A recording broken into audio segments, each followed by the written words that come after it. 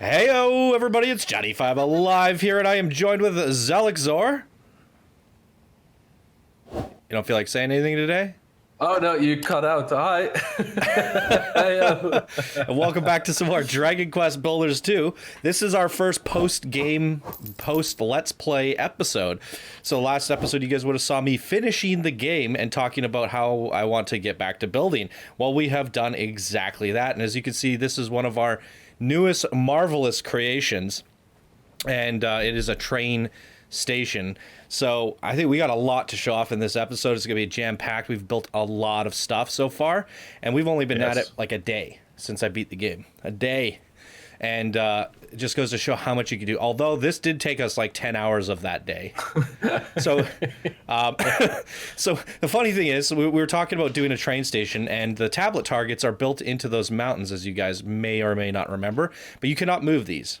They are indestructible, unmovable, and we thought, wouldn't it be cool if you go to your map and you fast travel to the Green Gardens and you teleport into a train station right in front. There you go. We got a map, the tablet target. It would make it really cool for visitors that come to our island. Now, in order to make the train station, it had to be on flat ground. The tablet target is actually in the sky. Now, is there a way we could show them this, Zell? We can just tunnel, yeah, or maybe here. Just no. How about just dig a little hole? Yeah, somewhere here. Yeah, there we go. This is what the world used to look like, and we made a 2x2 tile over the whole. We made a ceiling essentially. We freaking filled it in, and that was a painstaking task. Second layer wasn't so bad. Tried to blueprint it, which didn't work. It didn't work. Yeah, we tried to get the NPCs to fill it for us. Well, I don't know why it didn't work. In theory, it should have, but it didn't. Maybe single player. So yeah, we filled the whole area, and there's the old tablet's target stone. As some of you might see, it's familiar. How do we? I don't remember where the hole is. Somewhere in the corner. We're trapped. Okay. Well, good thing we can just port back. Oh yeah, good thinking.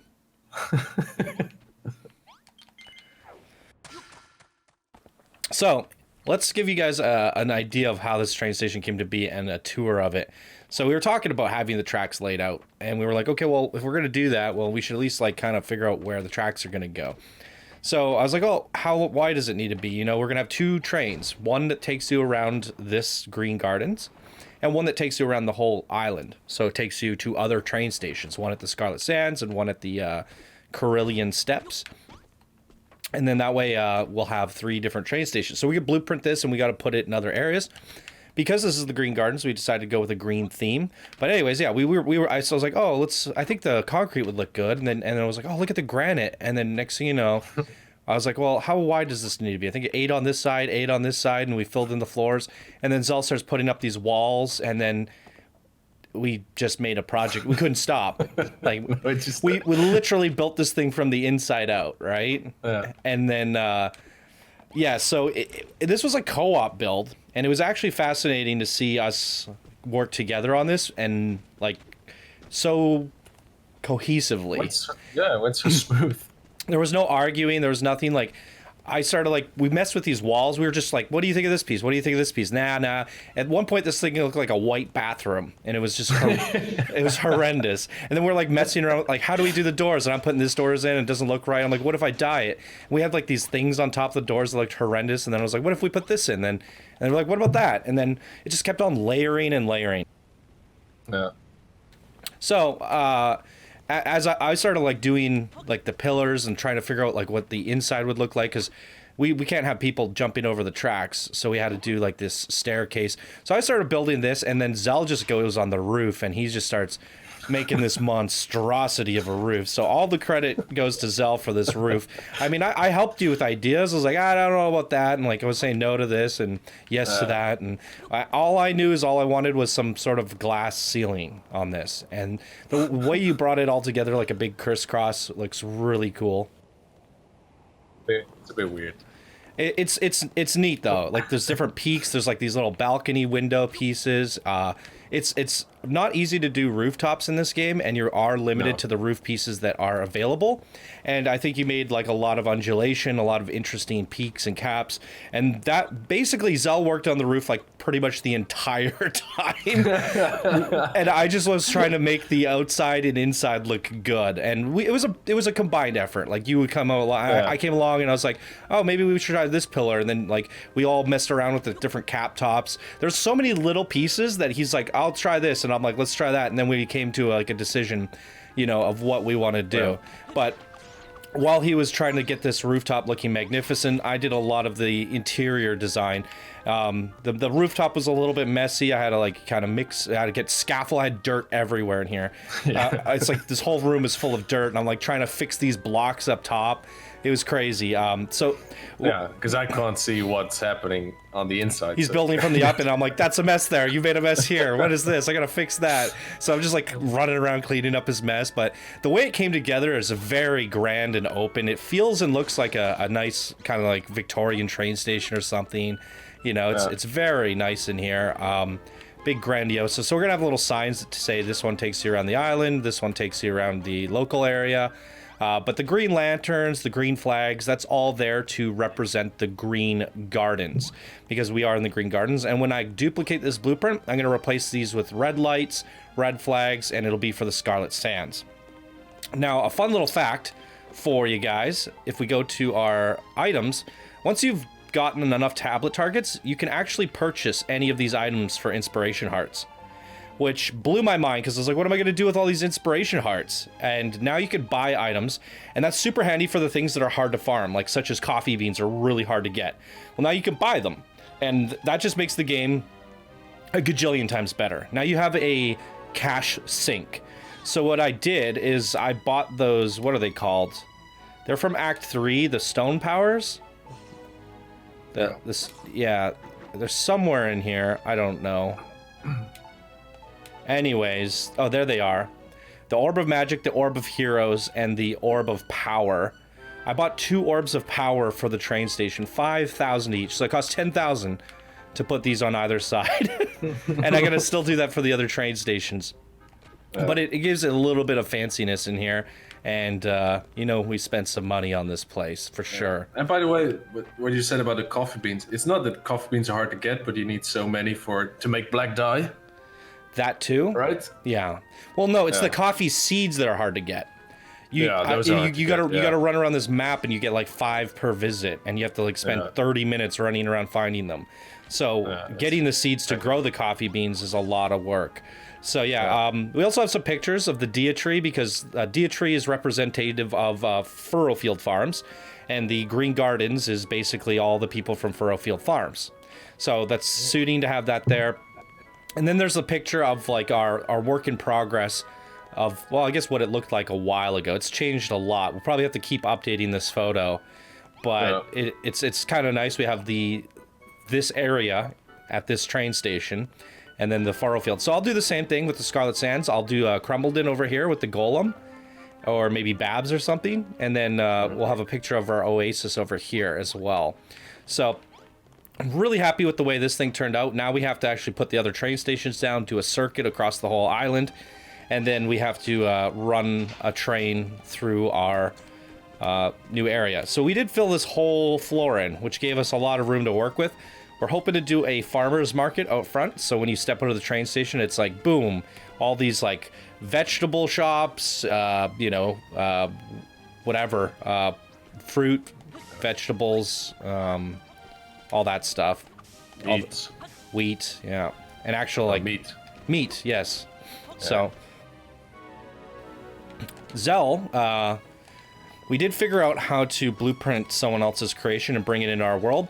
We were trying to do it in multiplayer, where, like, he brought his blueprint over, and we put it down in... There's a multi-builder blueprint. It just doesn't seem to work. The NPCs won't build it. So what we did instead... what you could kind of trick the game. So you use your pencil, and when you outline something in this world, it'll create, you could save it to one of your pencils, red, green, blue, or yellow. And so if I make it just like a little blueprint of a tree or something, and save it to my red pen, it'll actually give me the blueprint that I need for crafting that. There'll be like a red page in my inventory. Now what I could do is I can go to Zell's game. I could save, go grab his windmill, save it to the multi-builder blueprint. When I come back into my game, it'll technically, like, you can't bring any materials between people's games. But because it's saved into the data of my pencils, it kind of is a way to cheat the game.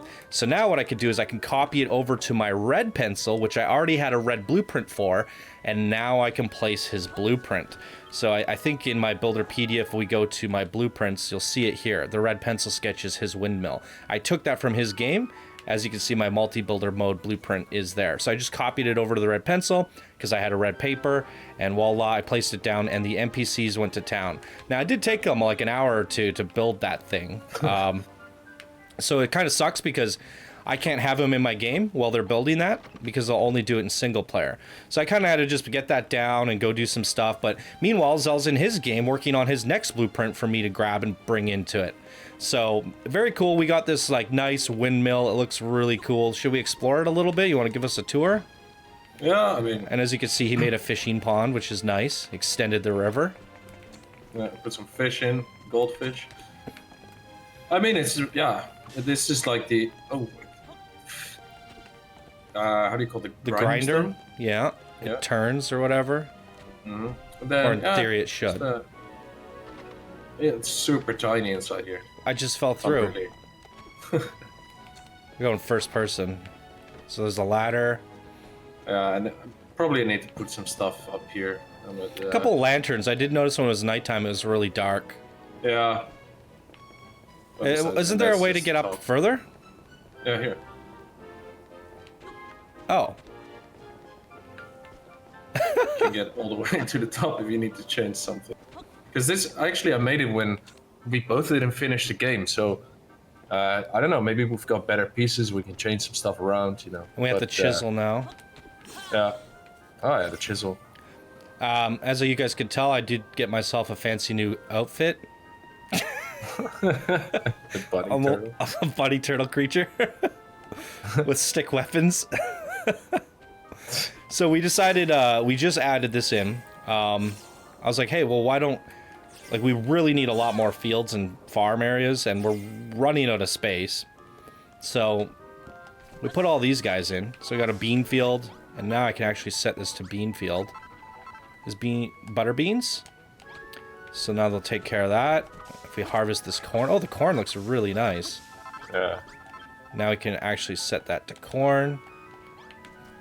We still have a lot more to go, and even though the scarecrow says there's 15 items in the game, there's more than that. There's like rice and buckwheat and what else is there? There's all sorts of things. Flowers and... So we can still have extra gardens. And here's our potato field. Fruits. Right. Veggies. Yeah, and there's a way to make super fruit, or like make gigantic pumpkins and stuff, so we're gonna try to do that. What's this one? Potatoes? Potato. Why don't I not see Did you tell everyone about the windbreaker attack thing? Oh yeah. If you... How do you do it again?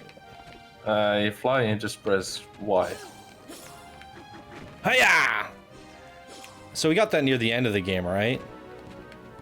I don't know. I think I actually read it all. Oh, jeez. But you can get up ledges really easily. There's an outhouse here. Don't ask questions. It's not going to be there forever. Yeah, so that's this whole new segment. A beautiful train station, a beautiful windmill, lots new farms. So that really does extend things. We got this nice little garden that he made over here. So still working on the in-between stuff. We have a lot of filling to do. Well, one of the projects I kind of took on was doing all these new pathing. If you guys remember, before I started Act 3, I did a tour of the town in multiplayer, but everything was dirt before. So it was really cruddy. I was complaining. Yeah, so I repathed everything with cobblestone and what's that? Flagstone? Flagstone. Yeah, stonemason and flagstone.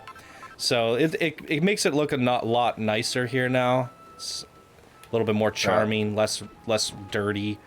So yeah, that was one of my projects. But then I did keep the pathways, the dirt pathways, but only going through gardens. And I do like the way that kind of allows you to navigate the gardens. And I did remove all the fencing from the gardens except for the pen, because it needs to be a room. But you can if you make your farm a room, it just takes up your room count. Yeah. So yeah, I just finished up all the pathing. There's a lot of lights. I put lights everywhere to help us get through here. I don't think I did anything to the farm or the cafe.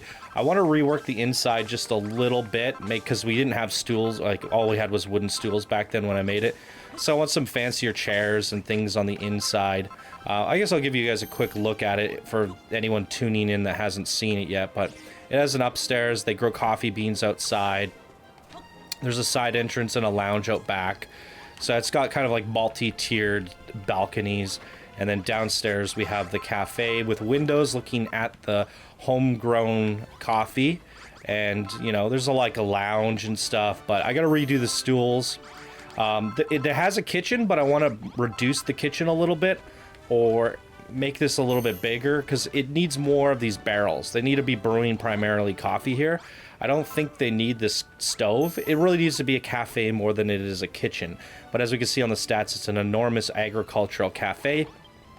And little Lillian here, she runs the whole thing. I guess Saffron's here too, but we're gonna make Saffron have a different place. But they were the sisters from Act 1, and it's nice to see them running around working the kitchen as they always dreamed of doing. Unintentionally, I moved her over here, and she's now helping her sister out. You were saying that she wanted to be independent and away from her sister, right? Wow. But so when we make a restaurant, build a room. yeah, if we build a restaurant, we're gonna have to give her a room there. So that's what it made me think, like, I need to make a door to a back room that's kind of like Lillian's house, like she lives here. So, or I could build a house out back. I might just do another coffee field. So I don't know. I'm gonna figure that out. But little Lillian needs her own house, so that's gonna be one of my next projects. The treehouse, I didn't really show you guys this part of it. I showed it off in the last time I did the tour, but I didn't get to show up the actual second level. So this thing does grow acorns, which is cool. So yeah, it's kind of spacious. There's some good viewing rooms, and now that we've actually built out a bit, there's a lot more to view, which is pretty cool. And so I need to. This is gonna become Rosie's home. Jeez, what's that? And then what? Oh, your house? It's my house. So I want to do some plants up here and stuff, make it like a little greenhouse. It's pretty cool. And then, yeah, you can actually climb up these leaves to get right on top of the treehouse and get a nice view. And I made a bridge across here. It really is, and this place is coming together quickly. So yeah, there is a side door that takes you in and out onto the bridge. We'll have the train running up here and all that. It'll be cool. One more thing to show you guys that's new. I just built this just now. A gigantic crafting cave. I mean, while it's just a big box, it took a little bit of work putting the lights in there, getting the textures in. Big giant carpet that used up all of our cotton. So yeah, we have the smelters working one of every type of ingot. So the idea here is when you join my game, you don't have anything in your inventory. So if you know any of our friends join, we're gonna have all the weapons you need in this chest. We're gonna have different like dyes and seeds and things hidden in these chests. So if there's anything that like normally like you could build out of my bags and stuff, like Zell can pretty much make anything, but sometimes it's like you need a very specific item to put to combine, and all those things are going to be in these chests. which is going to make multiplayer a bit smoother. And obviously we have infinite gold, infinite silver, and all that, but you still don't get the ingots. So you're going to have to smelt the ingots yourself. So if anyone wants to craft themselves a weapon or whatever, they come in here. And then we have all the specialty workbenches that you can, you know, make different things at, like these weird little corner pieces and all sorts of things, and, you know, neat little cushions and stuffed animals. So all the different unique crafting stations. This one's really cool. You can craft all the breakable blocks, cobwebs, neat little things like that, a tattered tent, and then your color block for all those fun things. And this thing's actually really cool. And we have a goldfish in one of them. Sal found out you could fish in these. So this is give a shout out to Ben XQ. XC. Ben XC. He's a YouTuber. And he had a video showing off exactly how this worked. I don't have it fully set up yet. We just have the poisoned one and the regular water tank. So the way this works is like you want a water hole for your bottomless pot, but if you actually have like a hole in the ground, you have to like refill it, and it gets really annoying. So Ben came up with this cool thing that allowed you to basically have an infinite source of materials that you can just walk up to, scoop it, and now you have it. Now, the way it works, I'm not going to really go into it. You could search it on YouTube, but just the quick gist of things is there is a priority. So it's like magma, poison, lava, poison, magma, dirty water, seawater, hot water, regular water. And if you're near any of these and you're trying to scoop, it's going to prioritize the highest priority, which is magma. So by being a certain amount of squares away, it no longer can get the magma from here because we're out of its reach. So now it's always going to get the poison. And yeah, so it's just like a neat little system that tricks it. So all you have to do is walk up to this cube and boom, you'll have magma, boom, you'll have poison. But we still have to gather those other materials, and our pot is not upgraded to hold magma and those things yet. So we're still working on that. So I have like a little back room.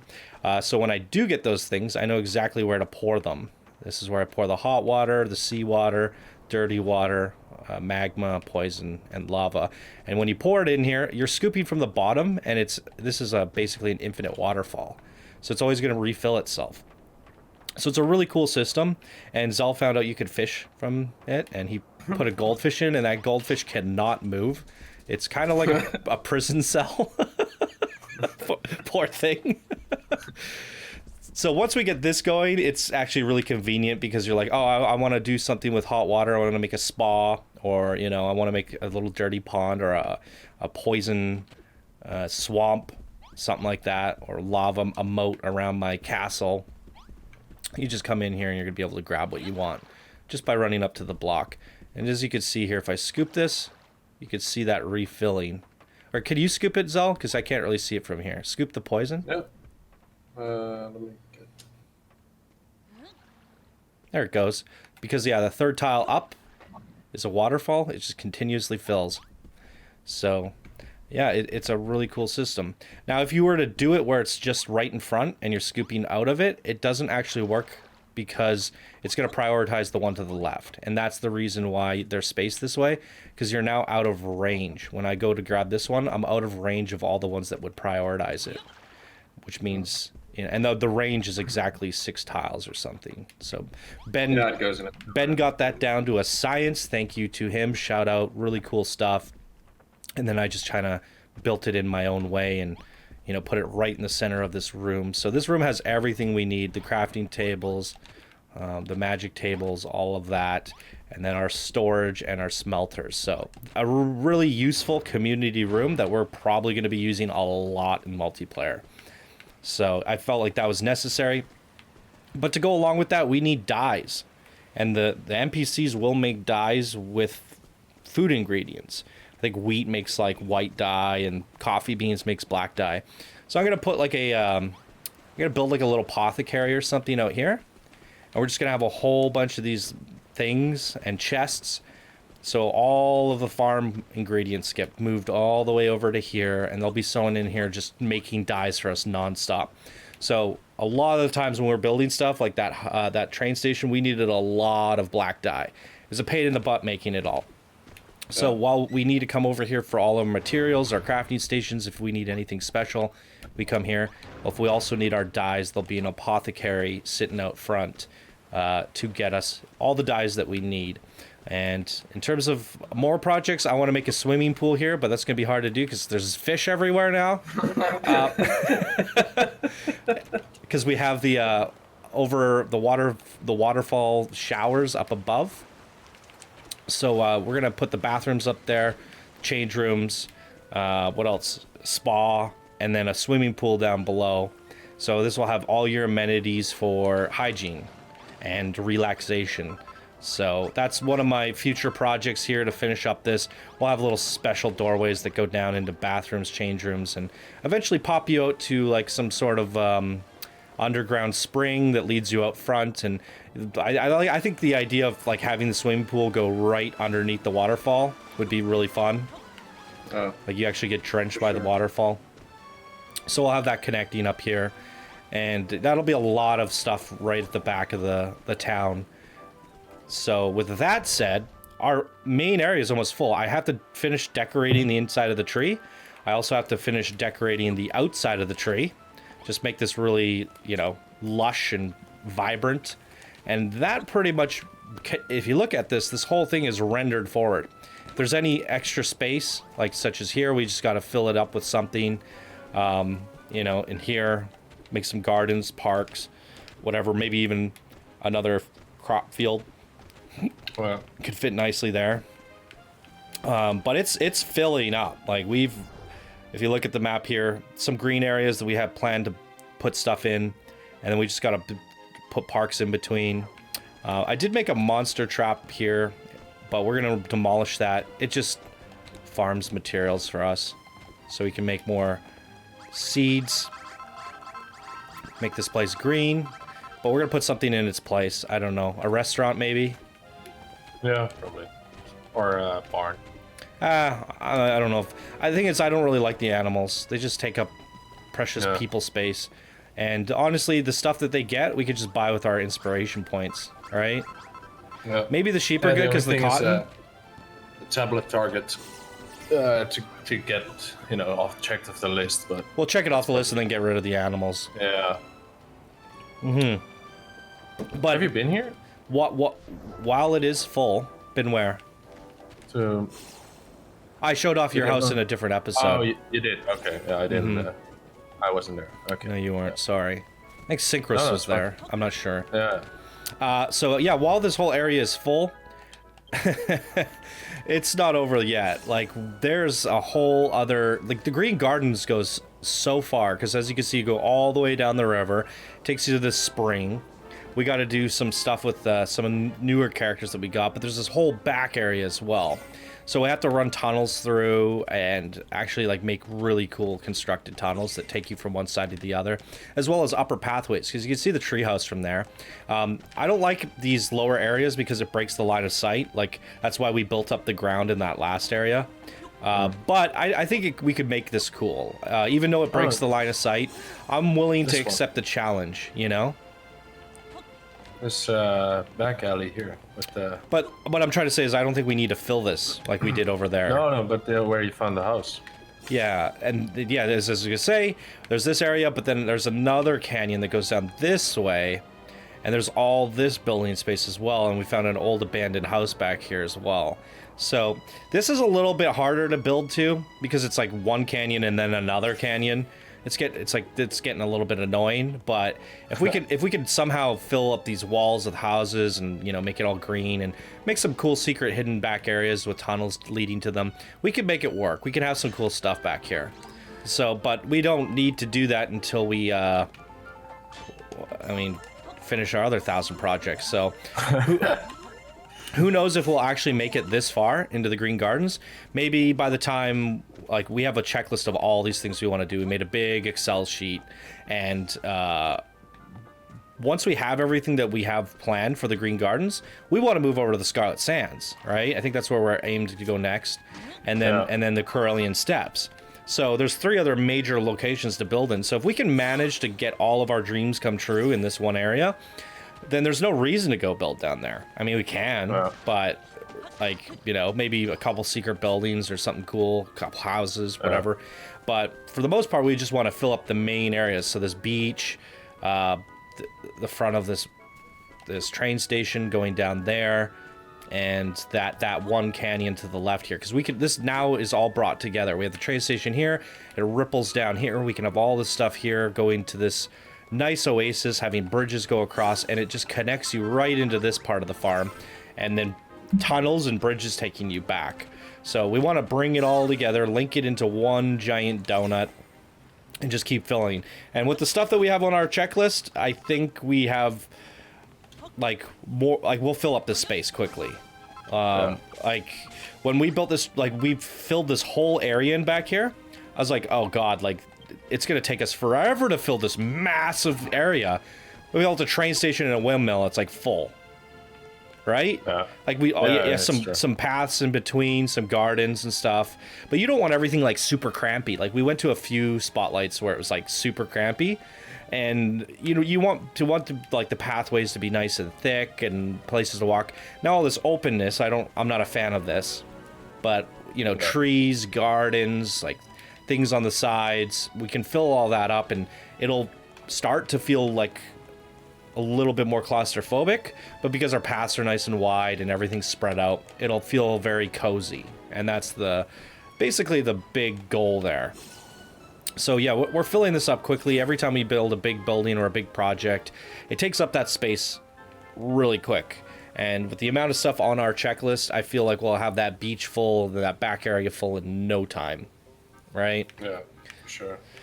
So, and with the multiplayer and capturing people's blueprints, that means I can join other people's games. So if, you know, if any of our friends in Discord have something built, we can go grab that, and that's just going to speed things up as well. So I suspect we're going to have a lot more to show off, and I just wanted to give an update video to everyone to show off this really cool train station and windmill that we did together. I mean, Zell did the windmill on his own, but you guys get it.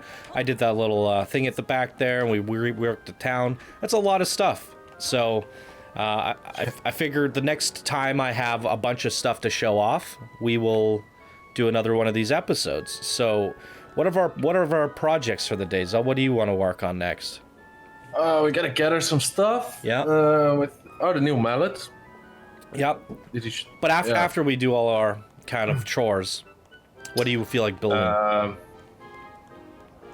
The farmer's market.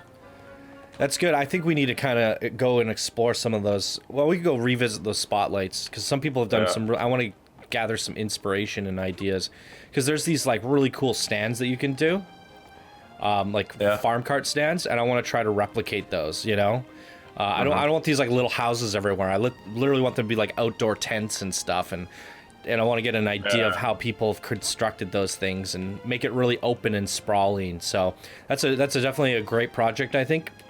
My projects are to finish decorating the treehouse, the outside of the treehouse, get the little apothecary dye house going, the spa, the bathrooms, the swimming pools, the change rooms, all that stuff at the back end. So that's going to keep me busy for a while. And I also want to do Lillian's house. So I have more than enough things on my checklist to do. So if you want to do the farmer's market, I ain't going to hold you back. So hopefully in the next episode, you guys, maybe we'll have a nice sprawling farmer's market here to show off. A little beach resort and a tropical tiki chiki thing. Maybe you could do that. And a whole lot of stuff on the back end there that I gotta do. So looking forward to it. And, you know, as we do these things, like I didn't expect there to be a train station. Right? No. So maybe we have something in mind, and then the plan goes completely south, you know? Yep. So it's always going to be a mystery. We told you what the goal is, what the idea is, but with Dragon Quest Builders, you always just get a spark of inspiration. You're like, I got to do this now. And that's what happened with the treehouse. I just had an idea. I'm like, stop everything. I got to make this treehouse, right? And same with the train station. I think that's a lot of the stuff has just come from like, you know, a burst of inspiration, and you make it come to fruition very, very quickly. I mean, the amount of time that we spent in this farm together hasn't been that long at all. and we've made a gigantic farmland. It's huge here. So, you know, it's not nearly as exhausting as I thought it was going to be. Block by block, they give you the tools to make it go fast. It really is a special game. All right, any final words for the viewers, Zell? No, I just hope that more people will, you know, appreciate or like start appreciating this game because it's really amazing. It really is. It's one of those. It deserves way more credit. It's one of those secret assassin games, and I've been noticing from the viewers watching the Let's Play, some of the earlier episodes, is that a lot of people are saying, well, man, watching this makes me want to buy this game. And then we've seen people in our Discord that were Planet Coaster fans. They're starting to trickle in now. And every single person who's decided to get the demo, buy the game, and cave in, and we see them in Discord, they are like this. They're absolutely in love with the game, like it's their game of the year. Like everyone just, it has this thing where it looks cool, but once you try it, it's 1,000 times better than you ever expected.